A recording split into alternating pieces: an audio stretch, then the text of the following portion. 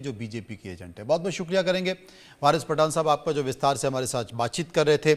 महाराष्ट्र में हिंदी भाषा को लेकर विवाद जारी है। राज ठाकरे की पार्टी महाराष्ट्र नव निर्माण सेना के कार्यकर्ताओं की एक बार फिर गुंडागर्दी दिखाई दी है। मुंबई के विक्रोली के टैगोर नगर मार्केट में स्थित लकी मेडिकल शॉप में काम करने वाले प्रेम सिंह देवड़ा के साथ एमएनएस कार्यकर्ताओं ने मारपीट की। भाषा विवाद पर मुंबई के परेल विभाग में रहने वाले उत्तर भारतीयों का कहना है कि जो मारपीट हो रही है वो गलत है। रिपोर्ट। महाराष्ट्र और मुंबई में हिंदी और मराठी का जो विवाद शुरू है उसके ऊपर चर्चा हो रही है। हमारे साथ कुछ उत्तर भारतीय लोग हैं, हम उनसे जानते हैं कि भाषा के मुद्दे पे और जो मारपीट हो रही है उस मुद्दे पे उनका क्या कहना है।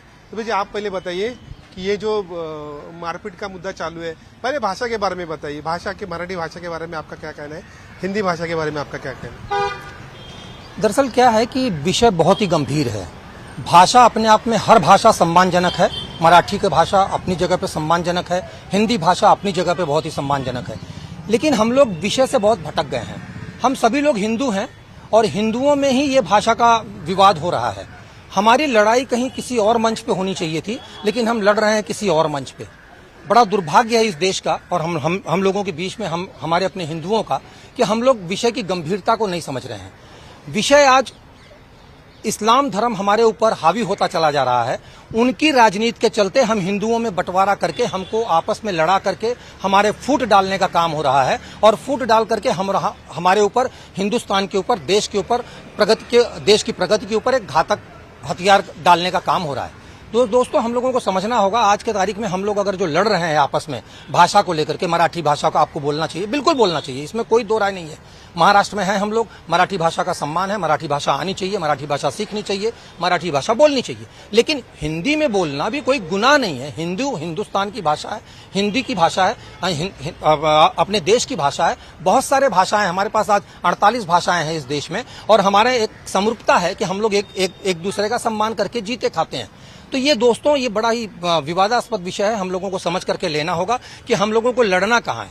आज हमारी लड़ाई हिंदुत्व के ऊपर होनी चाहिए। हिंदुत्व का अस्तित्व आज पूरे विश्व में अगर कहीं आप देखने जाएं तो हिंदुस्तान के अलावा कहीं भी हिंदुओं का बाहुल्य आपको दिखाई नहीं देगा। आज सब जगह से लोग सिमटते चले जा रहे हैं। अरब कंट्रीज में जी इस तरफ आप चले जाइए, पूरा इस्लाम धर्म है। यूरोप में चले जाइए, पूरा क्रिश्चियनिटी है। लेकिन हिंदू कहाँ पर है?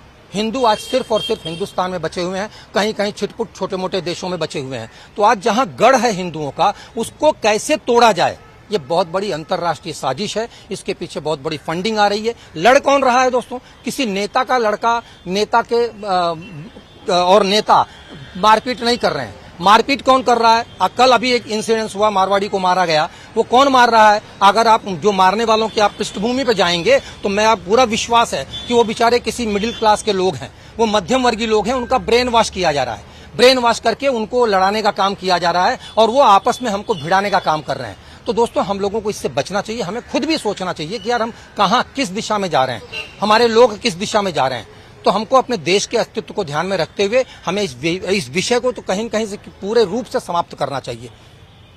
उपाध्याय जी, आप क्या बताएंगे भाषा के बारे में, हिंदी भाषा के बारे में, मराठी भाषा के बारे में? देखिए, हिंदी मराठी भाषा की बात ही नहीं है। यहाँ बात है हिंदी भाषा या मराठी भाषा जो चल रहा है, ये हिंदुस्तान है। हिंदुस्तान में जो जिस प्रांत में रहेगा उस भाषा को सीखेगा, वहाँ बोलेगा और बोलना चाहिए। प्रॉब्लम क्या है कि यहाँ पे जो शिवाजी महाराज, जिसको हम लोग महाराष्ट्र में अपना दैवत्व मानते हैं, देव मानते हैं, उन्होंने महाराष्ट्र के लिए नहीं लड़ा, उन्होंने हिंदुत्व के लिए लड़ा है। उन्होंने ये नहीं बोला कि मैं मराठी के लिए लड़ रहा हूँ, मैं महाराष्ट्र के लिए लड़ रहा हूँ। उन्होंने क्या स्वराज का हिंद स्वराज बनाया, महाराष्ट्र स्वराज नहीं लिखा। उन्होंने क्या लिखा? हिंदू स्वराज। तो इसलिए भाषा पे केवल लड़ा के जो राजनीतिक पार्टियां अपनी रोटी सेक रही हैं और उसमें सब हो रहा है। ये हिंदी और मराठी का कुछ लड़ाई नहीं है। जो यहाँ पे धंधा व्यापार करेगा उसको मराठी सीखना है, बिना मराठी सीखे कुछ काम नहीं होगा, उसको सीखना चाहिए। हमारे घर के बच्चे हैं, वो पढ़ रहे हैं मराठी में, बोल रहे हैं, अच्छी मराठी बोल रहे हैं। हम लोग भी थोड़ी थोड़ी सीख रहे हैं, हमें सीखना चाहिए। लेकिन ये जो गरीब लोगों को मारा जा रहा है, ये सब जा रहा है, ये सब गलत राजनीति हो रहा है। ये सब बंद होना चाहिए, सबको सीखना चाहिए मराठी। हम लोग मराठी के विरोध में ही नहीं है कि कोई मराठी का विरोध करेगा, क्योंकि यहाँ पे रहना है तो मराठी सीखना है। जिसको जहाँ जाना है, अभी मराठी में भी 16-17 भाषा है। हर जगह, कहीं कोकण में चले जाओ, कहीं किधर चले जाओ, कहीं किधर। क्या हर एक महाराष्ट्रियन को ऑल 17 भाषा आता है? नहीं आता है। उनको केवल जो लाइव लैंग्वेज मराठी का होता है वही आता है। जैसे हमारे यूपी में चले जाओ, भोजपुरी में भी 16-17 भाषा हो जाती है, हर 15 किलोमीटर में एक भाषा बदली जाती है। वो हाल महाराष्ट्र में है। तो महाराष्ट्र का क्या, जो राजनीतिक पार्टियां जो सेक रही, उनको 17 के 17 भाषा, मराठी में कोंकणी हो गया, सतारा में अलग हो गया। मेरे पास सतारा के लोग रहते हैं, बाजू में रहते हैं, उन लोग सतारा बोलते हैं। तो क्या उसको आता है क्या सबको? किसी को भी 16-17 भाषा मराठी नहीं आता है। केवल के राजनीति हो रहा है, राजनीति के ऊपर और कुछ नहीं है। इसके लिए और राजनीति करने वाले राजनीति कर रहे हैं और आगे तो कुछ नहीं हो सकता इसमें। Thank you. आप क्या बताएंगे भाषा के बारे में? हाँ, मेरा नाम योगेंद्र पांडे है। मैं मुंबई में रहता हूँ अभी 20 साल से। मराठी मतलब आना बहुत जरूरी है, मराठी भाषा, हिंदी भी बहुत जरूरी है। हम जो अगर बिजनेस यहाँ कर रहे हैं तो बिजनेस में है कि अगर हम तो हमारे नॉलेज की अच्छी बात है, अगर हम मराठी सीखेंगे तो हमारे लिए ही हमारे फायदेमंद की चीज़ें हो। क्योंकि क्या है, अगर महाराष्ट्र में रहना है तो मराठी जरूरी है। लेकिन अगर कोई इसके नाम पे अगर ये दंगा फसाद हो रहा है, ये गलत बात है। आदमी को सीखना चाहिए, बताना चाहिए। अगर किसी को एक बार सामने वाले समझाइए उसको। सर जी, आप क्या बताएंगे? सर देखिए, मेरे ख्याल से तो मुद्दा ये बहुत बड़ा नहीं है, लेकिन उस चीज को बड़ा बनाया जा रहा है, बड़ा बनाया जा रहा है। यदि आप महाराष्ट्र में रह रहे हो, मुंबई चूंकि महाराष्ट्र की राजधानी है, हम महाराष्ट्र में इस समय, और यहाँ का मराठी आदमी यदि आपको आग्रह कर रहा है कि आप मराठी में बात करें, तो उसमें कुछ गलत नहीं है। गलत कब होता है? जब आप यहाँ पे पीढ़ियों से रह रहे हो और आपने मराठी सीखी नहीं और आप कहीं जाके दूसरी भाषा का प्रयोग करते हो, और उस समय कोई मराठी भाषी आपसे कहता है, आपसे अनुरोध करता है कि आप मराठी में बोलें, और उस समय जब आप उल्टा जवाब देते हैं, तब ये कहीं ना कहीं हिंसा होती है। तो जिन लोगों को मराठी नहीं आती है और कोई मराठी भाषी आपको मराठी बोलने के लिए आग्रह धरता है, उस समय आपको उससे प्रेम से बोलना चाहिए कि भाई देखो, मैं नया आया हूं, क्योंकि देखो मैं हमारी तीसरी पीढ़ी है, मुझे तो बहुत अच्छी मराठी आती है। मैं मराठी में भाषण भी कर सकता हूं, मराठी में कमेंट्री भी कर सकता हूं, मराठी में मंच पे बोल सकता हूं। बहुत अच्छी मेरी मराठी है, क्योंकि हम लोग पैदा ही यहीं हुए। शिवड़ी विधानसभा ये मराठी बहुल इलाका है, शुरू से इसी एरिया में हमारी अपब्रिंगिंग रही है, तो हमें तो बहुत अच्छी मराठी आती है। लेकिन जो यहाँ पे पैदा नहीं हुआ है, क्योंकि भाषा जो है वो बचपन में ही सीखी जाती है। बचपन के बाद आप जब बड़े हो जाते हैं, 20, 22, 25 साल के हो जाते हैं, उसके बाद किसी भाषा को ग्रास्प करने के लिए आपको समय लगता है। तो आप नए आए हो, तो ऐसे में आप हिंदी या और कोई दूसरी भाषा बात करते हो, और कोई मराठी भाषी आपसे मराठी बोलने के लिए आग्रह धरता है, तो आप उसको उल्टा ना जवाब देके उससे बता दीजिए, भाई मैं नया हूं और मराठी बोलने का प्रयत्न करूंगा, मैं मराठी सीखूंगा, बात खत्म हो जाएगी। ये बहुत छोटी बात है, लेकिन इसको बहुत बड़ा बनाया जा रहा है। अभी आपने कल कहीं के हिंसा की बात की, तो मैं देख रहा था मीडिया चैनल्स में, मैं देखा उसने कुछ स्टेटस लगाया था कि मराठी भाषा का अपमान किया था, मराठी लोगों का अपमान किया था, फिर वहां पे हिंसा हुई। तो इस तरह की चीजों से जो गैर मराठी भाषी हैं उनको भी बचना चाहिए। तो फिर मेरे ख्याल से कोई प्रॉब्लम ही नहीं है, ये अननेसेसरी बनाया जा रहा है। तिवारी जी, आप क्या बताएंगे? जी, मैं पहले भी बता चुका हूँ कि ये भाषा का जो मुद्दा है कोई नया नहीं है, और मराठी भाषा के विषय में जो मराठी लोग कह रहे हैं महाराष्ट्र में पूरी तरह से कि मराठी बोलिए, तो एकदम उचित कह रहे हैं। मगर सोशल मीडिया आप देखेंगे या आप टीवी न्यूज़ देखेंगे तो हर जगह हिंदी के ऊपर ही इस समय मराठी को वो लोग पूरी तरह से टारगेट करके मराठी के ऊपर बुरी तरह से कमेंट कर रहे हैं। कुछ बड़े नेता हैं, कुछ बाहरी नेता हैं जो बम्बई में नहीं रह रहे, महाराष्ट्र में नहीं रह रहे, वो अपना बयान इस तरह देते हैं कि आप मराठी हो तो मैं ये करूंगा, वैसा कर दूंगा। उनके जो हिंसा के रूप में भाषण देने का तरीका है वो बहुत गलत है, जिसकी वजह से जो छोटे लोग हैं, मराठी लोग हैं, उनको आक्रोश तो आना ही चाहिए, क्योंकि हर एक का खून गर्म है और नई जो पीढ़ी है उसको पूरी तरह से मजबूती चाहिए।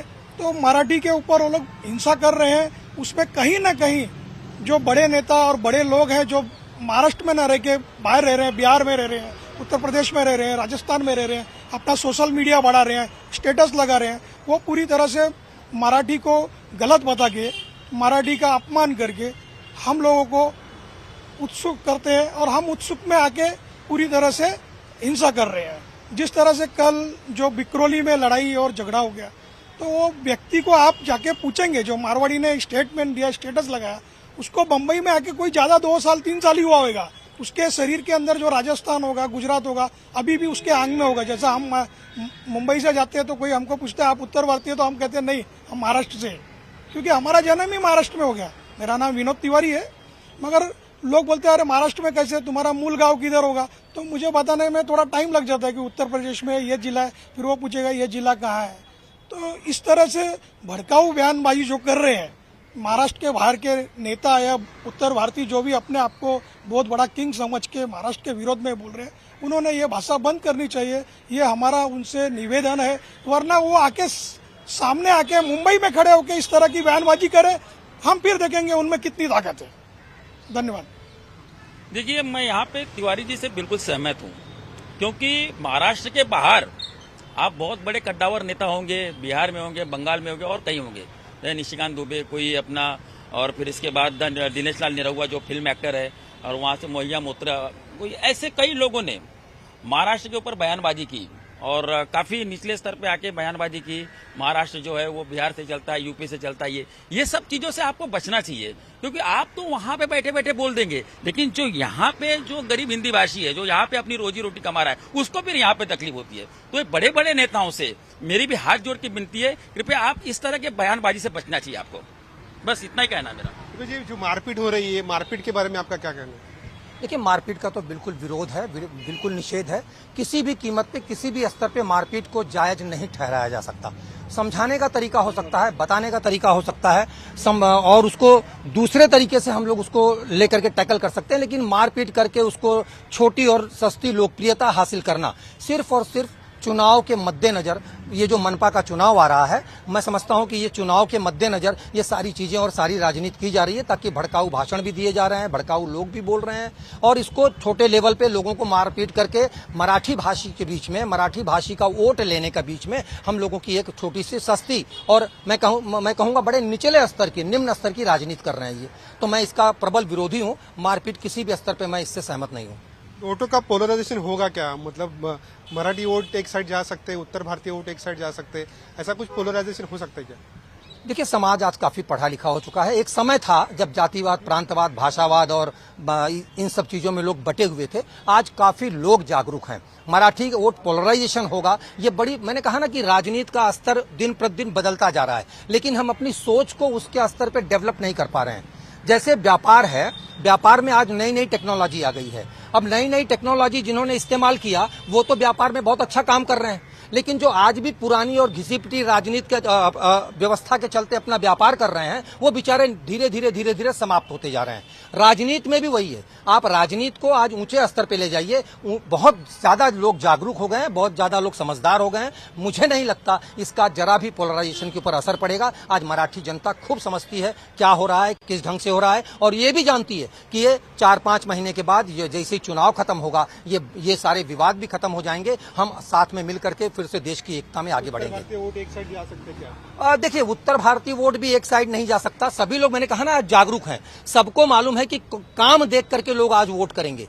किसका काम अच्छा है, राष्ट्र के प्रति किसका काम अच्छा है, प्रदेश के प्रति किसका काम अच्छा है, शहर के प्रति किसका काम अच्छा है, समाज के प्रति किसका काम अच्छा है, कौन अच्छा व्यक्ति है, आज इसके पीछे लोग समझदारी के साथ काम कर रहे हैं, समझदारी के साथ वोट दे रहे हैं। जनता बहुत ही जागरूक हो चुकी है। इन सब चीजों का कोई भी असर, मैं समझता हूं, किसी भी भाषा के ऊपर, किसी भी प्रांत के ऊपर नहीं पड़ने वाला। Thank you. Sudhakar Kashyap, India news, Mumbai.